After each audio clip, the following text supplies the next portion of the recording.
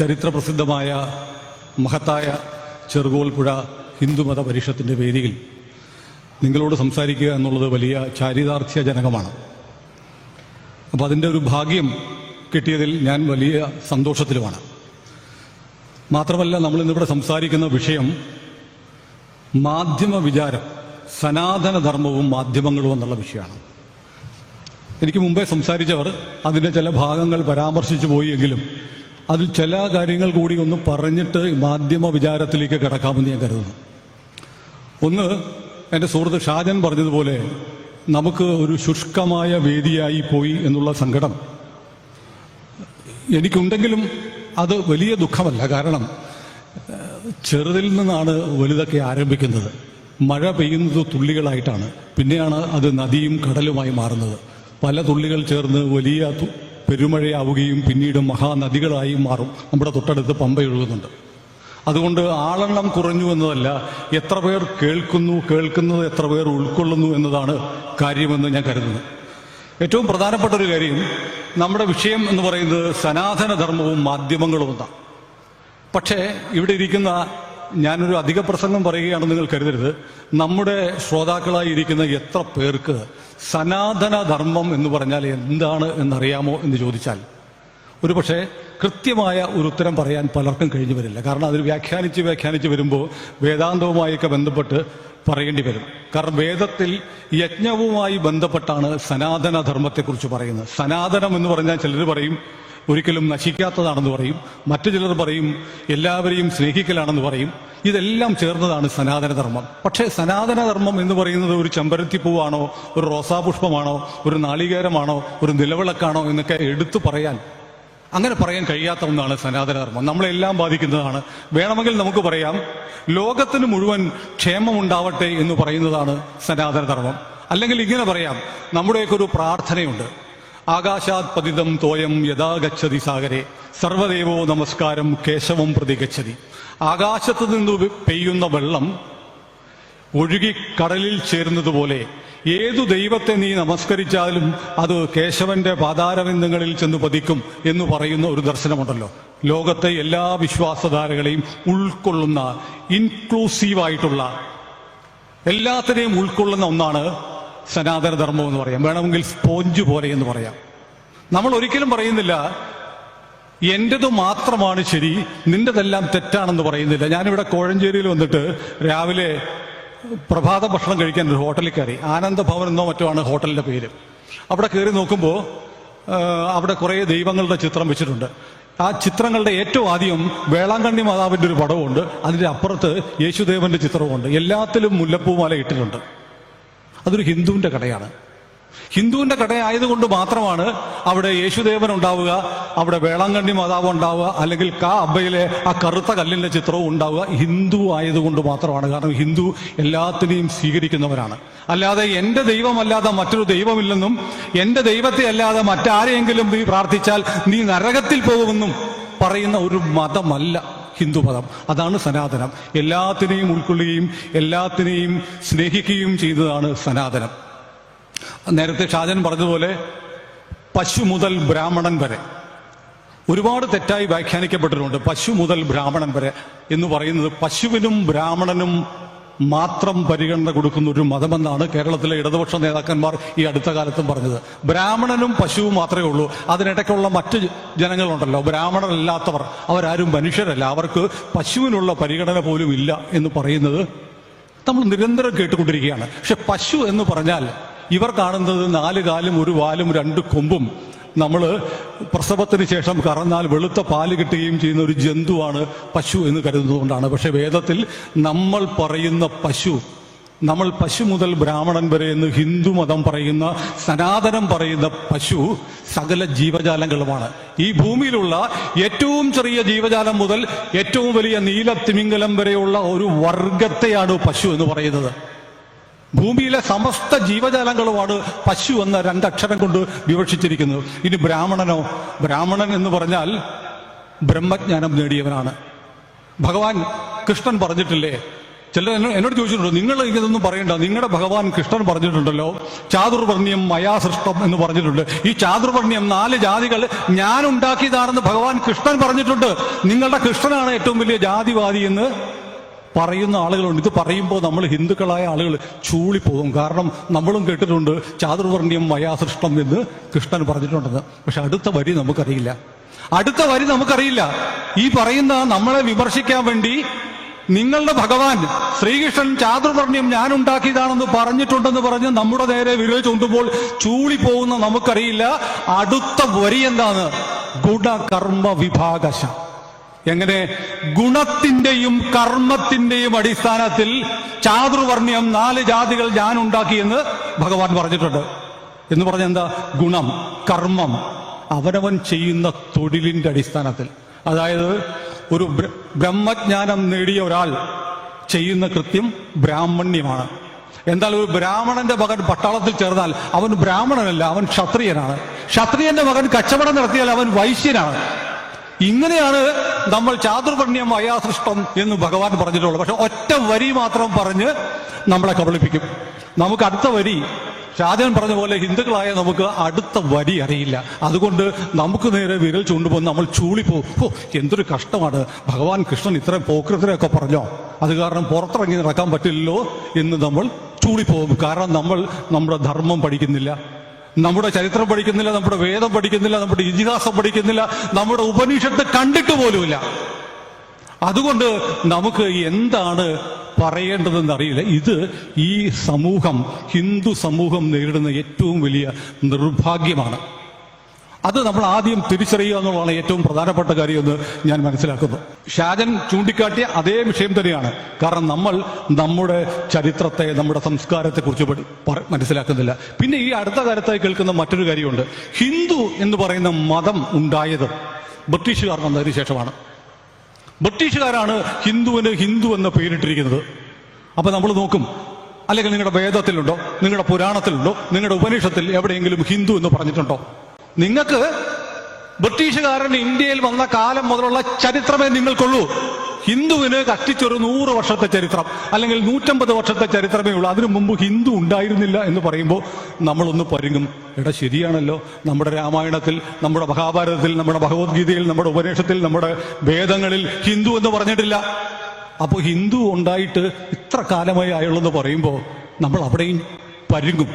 കാരണം നമുക്ക് അപ്പോഴും നമ്മുടെ വേരുകൾ അറിയില്ല, നമ്മുടെ സംസ്കാരം അറിയില്ല, നമ്മുടെ ചരിത്രം അറിയില്ല. പക്ഷെ ഞാൻ ചോദിക്കട്ടെ, ഒരൊറ്റപ്പെട്ട ദ്വീപ്, വേറെ ആരുമില്ല, ഞാൻ മാത്രമേ ഉള്ളൂ. എനിക്ക് എൻ്റെ പേരായ സുനിൽ എന്ന പേരിന്റെ ആവശ്യമുണ്ടോ? ഇല്ലല്ലോ. നിങ്ങൾ ഓരോരുത്തരും ഒരൊറ്റപ്പെട്ട ദ്വീപിൽ, നിങ്ങൾ മാത്രമുള്ള ഒരിടത്ത് നിങ്ങൾക്ക് പേരിന്റെ ആവശ്യമുണ്ടോ? അങ്ങനെയായിരുന്നു സഹോദരങ്ങളെ. നമ്മൾ ഈ നാട്ടിൽ, ഈ ഭാരത ഭൂഖണ്ഡത്തിൽ നമ്മൾ മാത്രമേ ഉണ്ടായിരുന്നുള്ളൂ. നമ്മൾ മാത്രം ഉണ്ടായിരുന്നപ്പോൾ നമുക്കൊരു പേര് വേണ്ടിയിരുന്നില്ല. നമ്മൾ സനാതനികളായിരുന്നു. നമ്മൾ ഈ രാജ്യത്തിന്റെ ഉടമകളും അവകാശികളുമായിരുന്നു. നമ്മളായിരുന്നു ഈ നാട്. അപ്പൊ നമുക്ക് പേര്, നമ്മളെ ആരും വിളിക്കേണ്ട കാര്യം നമുക്കറിയാം, നമ്മളെല്ലാമാണ്. അപ്പോ ബ്രിട്ടീഷുകാരൻ ഇവിടെ വന്നപ്പോൾ, അല്ലെങ്കിൽ വിദേശികൾ ഇവിടെ വന്നപ്പോൾ, അവർക്ക് അവരുടേതല്ലാത്ത ഒരു ജനക്കൂട്ടത്തെ, ഒരു ജനതയെ ഇവിടെ കണ്ടു. അവർ നമ്മളെ ഹിന്ദു എന്ന് വിളിച്ചു. അതിനു മുമ്പ് നമ്മളില്ലായിരുന്നു എന്നാണ്. ഹിമാലയം കണ്ടിട്ടുള്ള എത്ര പേരുണ്ട്? ഹിമാലയം കണ്ടിട്ടുള്ളവരുടെ, പക്ഷെ കാണാത്തവരായിരിക്കും ഇവിടെ കൂടുതൽ. നമ്മൾ കണ്ടിട്ടില്ല എന്നതുകൊണ്ട് ഹിമാലയം ഇല്ല എന്നർത്ഥമില്ലല്ലോ. സായിപ്പ് വന്ന് നമ്മളെ ഹിന്ദു എന്നും വിളിച്ചില്ലായിരുന്നുവെങ്കിൽ ഹിന്ദു ഇല്ലായിരുന്നു എന്ന് പറയുന്നത് നമ്മൾ കാണാത്ത ഹിമാലയം അവിടെ ഇല്ല എന്ന് പറയുന്നത് പോലെയാണ്. അപ്പൊ നമ്മൾ മനസ്സിലാക്കേണ്ട ഏറ്റവും പ്രധാനപ്പെട്ട കാര്യം, നമ്മൾ വല്ലപ്പോഴൊക്കെ ഒരു കണ്ണാടി എടുത്ത് നമ്മുടെ മുഖത്തിന് നേരെ ഒന്ന് പിടിച്ചു നോക്കണം. നമ്മൾ ആരാണെന്നറിയണം. നമ്മുടെ കുഞ്ഞുങ്ങളോട് പറയണം, നമ്മൾ ലോകത്തിലെ ഏറ്റവും പഴക്കമേറിയ സംസ്കാരമാണ്, ഏറ്റവും വലിയ സംസ്കാരമാണ്, ഏറ്റവും സമ്പന്നമായ സംസ്കാരമാണ്. ഇന്ന് നമ്മൾ വിദേശത്തേക്ക് നോക്കി, അമേരിക്കയും അതുപോലുള്ള പടിഞ്ഞാറൻ രാജ്യങ്ങളൊക്കെ ലോകത്തിലെ ഏറ്റവും ആധുനികമായ സൗകര്യങ്ങളും സാമ്പത്തിക ശേഷിയുമൊക്കെ അനുഭവിച്ച് വലിയ മുന്നേറ്റം നടത്തുന്നു എന്നൊക്കെ പറയുമ്പോൾ നമ്മൾ ഓർക്കണം, ഈ പാശ്ചാത്യർ പച്ചയിറച്ചി തിന്ന് കാട്ടിൽ കഴിഞ്ഞപ്പോൾ ഇവിടെ ഈ ഭാരതത്തിൽ ലോകത്തിലെ ഏറ്റവും മഹത്തായ ഒരു സംസ്കാരം ഉണ്ടായിരുന്നു. ഇവിടെ കണാദനുണ്ടായിരുന്നു. റൂദർഫോർഡിന് മുമ്പ് ആറ്റമിക് തിയറി ഉണ്ടാക്കിയത് ഇവിടെയാണ്. ലോകത്താദ്യമായി പ്ലാസ്റ്റിക് സർജറി നടത്തിയ പതഞ്ജലി ഉണ്ടായത് ഇവിടെയാണ്. ചരകനും സുശ്രുതനും ഉണ്ടായത് ഇവിടെയാണ്. ആധുനിക വൈദ്യശാസ്ത്രത്തിന്റെ പോലും പിതാക്കൻ ഇവിടെയാണ് ലോകത്തിന് ആധുനിക ഗണിതശാസ്ത്രത്തിന്റെ അടിത്തറയായ പൂജ്യമില്ലെങ്കിൽ ഗണിതത്തിന് പ്രസക്തിയുണ്ടോ? കണക്കുണ്ടോ പൂജ്യമില്ലെങ്കിൽ? പൂജ്യം കണ്ടുപിടിച്ചത് നമ്മളാണ്. നമ്മുടെ നാട്ടിലെ മഹർഷിമാരാണ്. നമ്മൾ എവിടെ പഠിക്കുന്നുണ്ട്? നമ്മളിതൊന്നും അറിയുന്നില്ല. നമ്മൾ അറിയുന്നില്ല. ഹിന്ദുക്കൾ എന്ന് പറഞ്ഞാൽ, ഇന്ത്യയിലെ സംസ്കാരം എന്ന് പറഞ്ഞാൽ ഏറ്റവും മോശപ്പെട്ട സംസ്കാരമാണ്. ആനകളുടെയും അമ്പാരികളുടെയും നായാട്ടുകാരുടെയും നാടോടികളുടെയും പാമ്പാട്ടികളുടെയും രാജ്യമായിരുന്നു ഹിന്ദു എന്ന് പറയുന്ന ബ്രിട്ടീഷുകാരന്റെ ചരിത്രം വായിച്ച് നമ്മൾ കോൾമയിൽ കൊള്ളും. നമ്മുടെ പാഠപുസ്തകങ്ങൾ അങ്ങനെയാണ്. നമ്മുടെ പാഠപുസ്തകങ്ങൾ എന്താ പറയുന്നത്? ഇന്ത്യയെ ആക്രമിച്ച് കീഴടക്കിയ, നമ്മളെ അടിമകളാക്കി ഭരിച്ചതാരാണ്? ബ്രിട്ടീഷുകാർ. ബ്രിട്ടീഷുകാരെ പോലെ ഈ രാജ്യത്തെ കൊള്ളയടിച്ച ആരുമില്ല. ബ്രിട്ടീഷുകാർ മാത്രമാണോ ഇന്ത്യയെ കൊള്ളയടിച്ചത്? ഹൂണന്മാർ കൊള്ളയടിച്ചില്ലേ? മുഗളന്മാർ കൊള്ളയടിച്ചില്ലേ?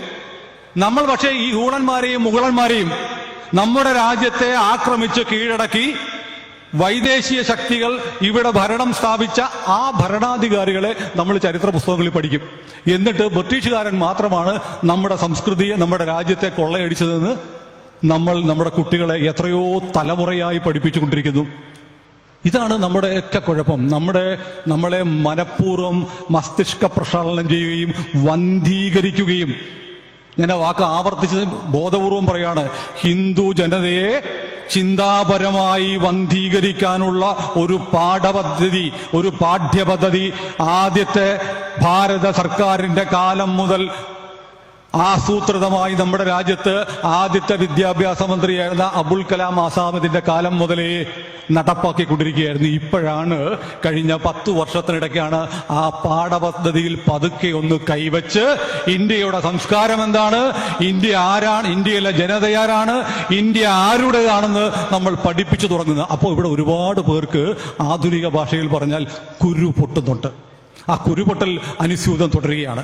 അപ്പൊ ഇതാണ് ഞാൻ ജനറലി പറയാൻ വന്ന ആദ്യ ഭാഗം. സനാതനം എന്ന് പറയുമ്പോൾ എന്താണ് എന്നതിനെക്കുറിച്ച് നമുക്കൊരു ധാരണ ഉണ്ടാവണം. ഞാൻ വളരെ വിനയപൂർവ്വം ഖേദപൂർവ്വം നിങ്ങളോട് ചോദിക്കട്ടെ, നമ്മുടെ എത്ര വീടുകളിൽ ഇന്ന് വൈകുന്നേരം അല്ലെങ്കിൽ എന്നും വൈകുന്നേരം ഒരു നിലവിളക്ക് കൊളുത്തി വെച്ച് നമ്മുടെ കുട്ടികൾ അവിടെ ഇരുന്ന് ഹരിനാമകീർത്തനമോ സന്ധ്യാനാമമോ ചൊല്ലുന്നുണ്ട്? നമ്മുടെ എത്ര മുത്തശ്ശിമാർ കുഞ്ഞുങ്ങളെ വിളിച്ച് മടിയിലിരുത്തിയിട്ട് രാമനെ കുറിച്ച്, ബലരാമനെ കുറിച്ച്, പരശുരാമനെ കുറിച്ച്, ദശാവതാരത്തെക്കുറിച്ച് പറഞ്ഞു കൊടുക്കുന്നുണ്ട്? അപ്പോൾ നമ്മുടെ സംസ്കാരം ചോർന്നു പോകുന്നുണ്ടെങ്കിൽ അതിന് ഉത്തരവാദി വേറെ ആരുമല്ല, നമ്മൾ കൂടിയാണ് എന്നൊരു തിരിച്ചറിവുണ്ടാണ്. ഇതാണ് ഞാൻ എൻ്റെ ആദ്യ ഭാഗം. രണ്ടാം ഭാഗം ഞാൻ പറയാം. ഞാൻ മാധ്യമ ചരിത്രമൊന്നും പറയാൻ പോകുന്നില്ല.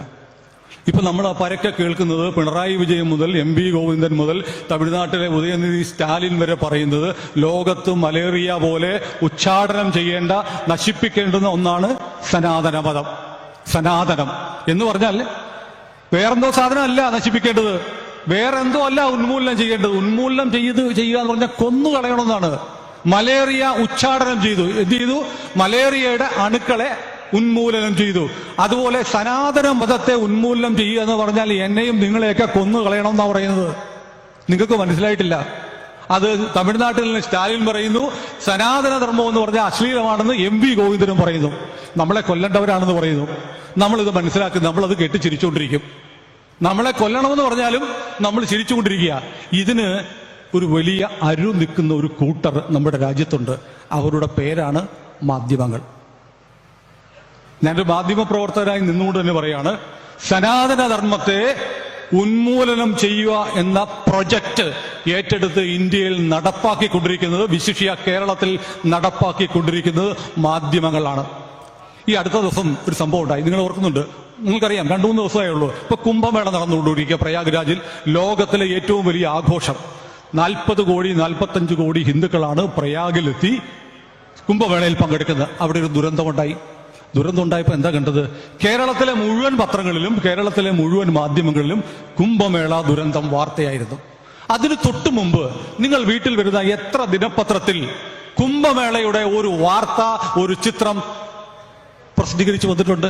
എത്ര ചാനലുകളിൽ നിങ്ങൾ കുംഭമേളയുടെ വിശേഷങ്ങൾ കണ്ടിട്ടുണ്ട്? പക്ഷേ കുംഭമേളയിൽ ഒരു ദുരന്തമുണ്ടായപ്പോൾ കേരളത്തിലെ സകല മാധ്യമങ്ങളും ഇവിടുന്ന് ക്യാമറ യൂണിറ്റിനെ പ്രയാഗിലേക്ക് അയച്ചു. ഇപ്പോഴും അവരവിടെ തുടരുക. അവരവിടെ തുടരുന്നത് കുംഭമേളയുടെ വിശേഷങ്ങൾ ലോകത്തിന് മുമ്പിൽ നമ്മുടെ മുന്നിൽ എത്തിക്കാനാണോ? ഞാൻ കരുതുന്നില്ല. അങ്ങനെയാണെങ്കിൽ അവർ ആദ്യ ദിവസം മുതൽ അത് ചെയ്യുമായിരുന്നു. പക്ഷേ അവിടെ ഒരു ദുരന്തമുണ്ടായി എന്നറിഞ്ഞപ്പോൾ അവരെല്ലാ ക്യാമറ യൂണിറ്റുകളെയും സ്ഥിരമായി അവിടെ നിർത്തിയിരിക്കുക. കാരണം ഇനിയും 2-3 ആഴ്ച കൂടെയുണ്ട്. അപ്പോൾ ഒരു പക്ഷേ ഇനിയും കൂടുതൽ ആളുകൾക്ക് അപകടമുണ്ടായാൽ അത് കാണിക്കണം. പഴയ വിഖ്യാതമായ ഒരു ചിത്രമുണ്ട്. സോമാലിയ എന്ന് പറയുന്ന ഒരു രാജ്യം ഏറ്റവും രൂക്ഷമായ പട്ടിണിയുള്ള രാജ്യമാണ്. ലോകപ്രസിദ്ധമായ ഒരുപാട് അവാർഡുകൾ കിട്ടിയ ആ ചിത്രം എന്താണെന്നറിയോ? ഒരു കുഞ്ഞ്, എല്ലും തോലുമായ ഒരു കുഞ്ഞിരിക്കുന്നു. അവന്റെ പിന്നിൽ ഒരു കഴുകൻ കാത്തിരിക്കുന്നു. എന്തിനാണെന്ന് അറിയാവോ? അവൻ മരിച്ചു വീണു കഴിഞ്ഞാൽ അവന്റെ മാംസം ആഹരിക്കാൻ വേണ്ടി ഈ കഴുകൻ കാത്തിരിക്കുകയാണ്. അവനൊന്ന് ചത്തിട്ട് വേണം അവനെ തിന്നാൻ എന്ന് പറയുന്നത് പോലെ കേരളത്തിലെ മാധ്യമങ്ങൾ ഇപ്പൊ പ്രയാഗ്രാജിൽ തമ്പടിച്ചിരിക്കുക. അടുത്ത ഒരു ദുരന്തമുണ്ടായിട്ട് വേണം, ഹിന്ദുവിന്റെ മരണമുണ്ടായിട്ട് വേണം ഞങ്ങൾക്കൊന്ന് ആഘോഷിക്കാൻ എന്ന് പറഞ്ഞ് ഇവിടുത്തെ മാധ്യമങ്ങൾ കാവൽ നിൽക്കുകയാണ് പ്രയാഗ്രാജിൽ. എന്തുകൊണ്ടാണ്? ഹിന്ദു എന്ന പേരിൽ ഒരു വലിയ ജനസഞ്ചയം, 40 കോടി ആളുകൾ, 4 കോടിയാ കേരളത്തിലെ ജനസംഖ്യ, 40 കോടി ആളുകൾ അവിടെ ഒന്നിച്ചു ചേർന്ന് ഹിന്ദുവിന്റെ ഒരു ഐക്യബോധം, ഒന്നാണെന്നുള്ള ബോധമുണ്ടായി വന്നാൽ അത് വലിയ അപകടമാണ് ചിലർക്കെന്നവർ ബോധ്യപ്പെട്ടിരിക്കുന്നു. ഇനി ഞാൻ വേറൊരു ചോദ്യം ചോദിക്കാം. നമ്മൾ കേരളത്തിൽ ഒരു വർഷം ശബരിമലയ്ക്ക് 1 ലക്ഷം പേര് പോകും അല്ലേ? ആറ്റുകാൽ പൊങ്കാലയ്ക്ക് നമ്മുടെ ഇവിടെ ഇരിക്കുന്ന സഹോദരിമാർ ഉൾപ്പെടെ പോകുന്നുണ്ടാവും. 15 ലക്ഷം പേരാ പങ്കെടുക്കുന്നത് ആറ്റുകാൽ പൊങ്കാലയ്ക്ക്. നമ്മൾ എല്ലാ വർഷവും പോകും, ശബരിമലയ്ക്ക് പോകും, കെട്ടിപ്പോവും. ആറ്റുകാൽ പൊങ്കാലയ്ക്ക് നിവർത്തിയിൽ തിരുവനന്തപുരം ജില്ലയിൽ ഇപ്പൊ കയറാൻ വയ്യ പൊങ്കാലയ്ക്ക് അല്ലേ? പക്ഷേ ആറ്റുകാൽ അമ്പലത്തിന് നേരെ ഒരാക്രമണം ഉണ്ടായി എന്ന് പറഞ്ഞാൽ എത്ര സ്ത്രീകൾ പോകും? ശബരിമലയ്ക്ക് നേരെ ഒരാക്രമണം ഉണ്ടായി എന്ന് പറഞ്ഞാൽ ഒരു ദിവസം എത്ര ലക്ഷം ഹിന്ദുക്കൾ പോകും? പോവില്ല. ഇതാണ് വ്യത്യാസം. നമ്മൾ ശബരിമലയ്ക്ക് പോകുന്നത് ഞാന്, രാഘവൻ, ശാലിനി, സുകന്യ, അവരൊക്കെ പൊങ്കാലയ്ക്ക് പോവും. രാമനും കൃഷ്ണനും എല്ലാവരും ശബരിമലയ്ക്ക് പോവും. അവിടെ പോകുന്ന വ്യക്തികളാണ്. ഹിന്ദുവിനെ സംബന്ധിച്ച് ഹിന്ദു ഇപ്പോഴും ഒരു സമാജം എന്ന തരത്തിൽ ചിന്തിക്കുന്നില്ല. ഇത് വളരെ പ്രധാനപ്പെട്ട കാര്യമാണ്. നമ്മൾ സമാജം എന്ന് ചിന്തിക്കുന്നിടത്താണ് ഇവർക്ക് ഭയവും. ഹിന്ദു സമാജം എന്ന് ചിന്തിക്കാതെ വ്യക്തികളായി നിൽക്കാം. അപ്പൊ ഇത് പറയുമ്പോൾ മാധ്യമപ്രവർത്തകർ ഇതൊക്കെ വെറുതെ പറയുന്ന, ഞങ്ങൾ മാധ്യമങ്ങൾ ഹിന്ദുവിനെ ഏറ്റവും കൂടുതൽ പരിഗണിക്കുന്നുണ്ട്. ശബരിമലയിലെ കാര്യങ്ങൾ എല്ലാ ദിവസവും ഞങ്ങൾ ലൈവ് കാണിക്കുന്നില്ലേ? മകരവിളക്ക് ലൈവ് കാണിക്കും, ആറ്റുകാൽ പൊങ്കാല ലൈവ് കാണിക്കും. ശരിയാണ്. കാരണം അവർക്കിപ്പോഴും അറിയാം കേരളത്തിൽ ജനസംഖ്യാ അടിസ്ഥാനത്തിൽ ഇപ്പോഴും ഹിന്ദുക്കൾ തന്നെയാണ് ഭൂരിപക്ഷം. നമ്മൾ നായരും നമ്പൂതിരിയും ഈഴവനും പുലയനും ഒക്കെ ആയിട്ട് ഭിന്നിച്ച് നിൽക്കുമെങ്കിലും അപ്പോൾ നമുക്ക് ശബരിമല വരുമ്പോൾ ചിലപ്പോൾ നമ്മൾ ഹിന്ദുവാണ്, അതുകൊണ്ട് ആ പരിപാടി കാണിക്കും. പക്ഷേ കേരളത്തിലെ SNDP യോഗവും NSSും കൂടെ ഒന്ന് ഒന്നിക്കാൻ തീരുമാനിച്ചേ, അപ്പോ മാധ്യമങ്ങൾക്ക് പ്രശ്നമാണ്. എന്തുകൊണ്ടാണ്? ഹിന്ദു വിഘടിച്ച് നിൽക്കണം. ഹിന്ദു വിഘടിച്ച് നിൽക്കുക എന്നുള്ളത് കേരളത്തിലെ മാധ്യമങ്ങളുടെ അജണ്ടയാണ്, മാധ്യമ പ്രവർത്തകരുടെ അജണ്ടയാണ്. ഇത് ഞാൻ പറയുന്നത് എന്റെ അനുഭവത്തിന്റെ അടിസ്ഥാനത്തിലാണ്.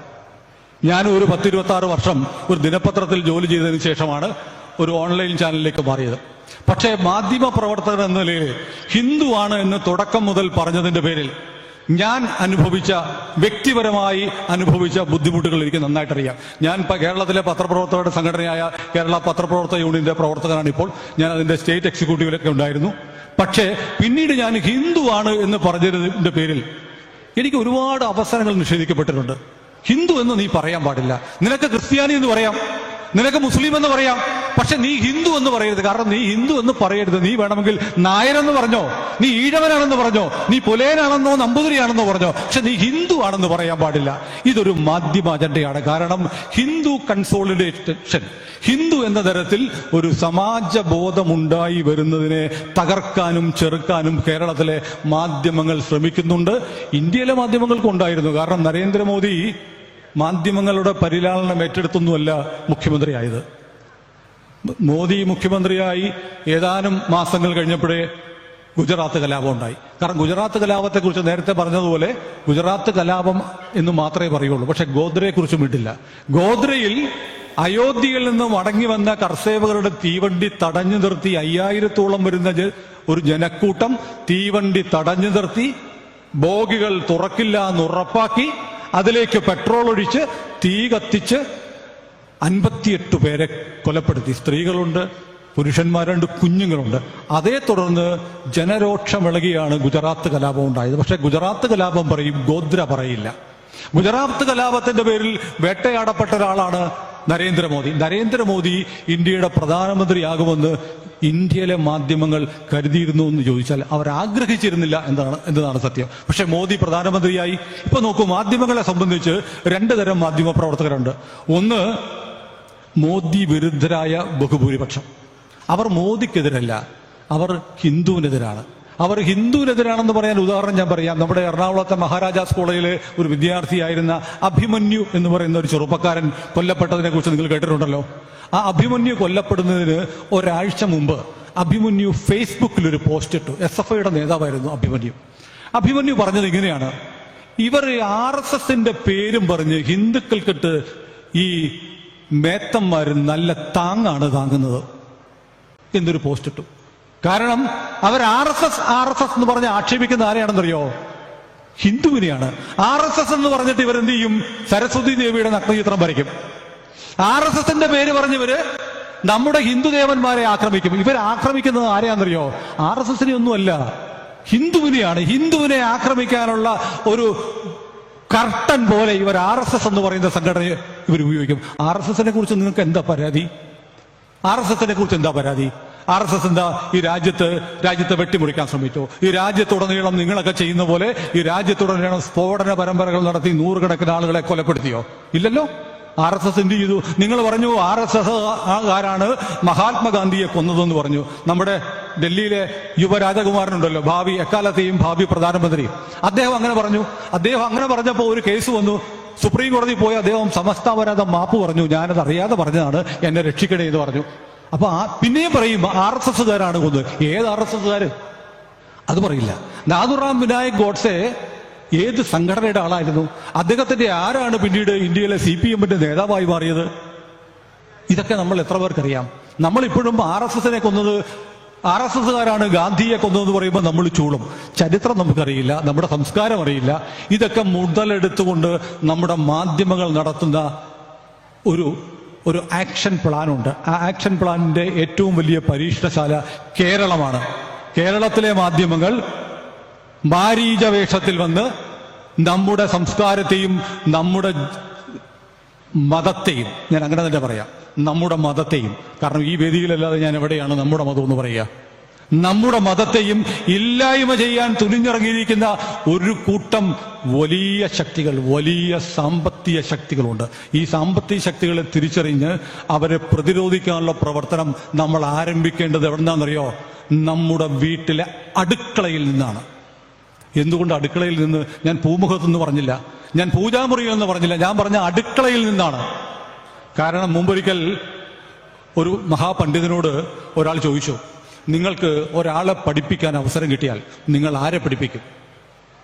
ഒരു സ്ത്രീയുണ്ട്, ഒരു പുരുഷനുമുണ്ട്. ആ പണ്ഡിതൻ പറഞ്ഞു, ഞാൻ ഉറപ്പായും ഈ സ്ത്രീയെ പഠിപ്പിക്കും. അതെന്താ അങ്ങനെ? പുരുഷനല്ലേ പഠിപ്പിക്കേണ്ടത്, അവനല്ലേ ശക്തിശാലി, അവന് കായബലം ഉണ്ടായിരിക്കും.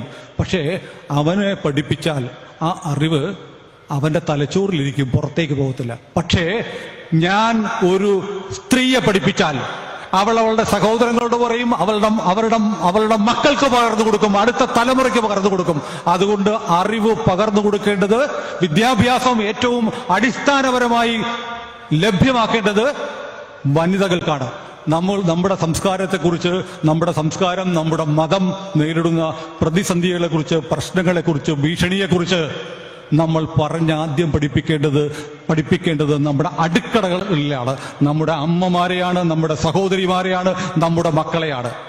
പത്രം വായിച്ച്, ചാനൽ കണ്ട് നമ്മൾ അജണ്ടകൾക്ക് വിധേയരായി പോവാതിരിക്കാൻ ഇത്തരം സത്സംഗങ്ങളിലൂടെ നമുക്ക് കഴിയണം. ഇത്തരം കാര്യങ്ങൾ പറഞ്ഞു കൊടുക്കുന്ന വേദികൾ ഒരുക്കണം.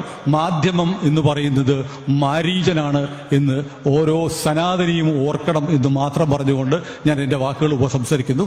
നമസ്കാരം. കൂടുതൽ വാർത്തകളും വിശേഷങ്ങളും നിങ്ങളിലേക്ക് എത്താൻ ABC മലയാളം സബ്സ്ക്രൈബ് ചെയ്യുക, ബെൽ ബട്ടണും അമർത്തുക.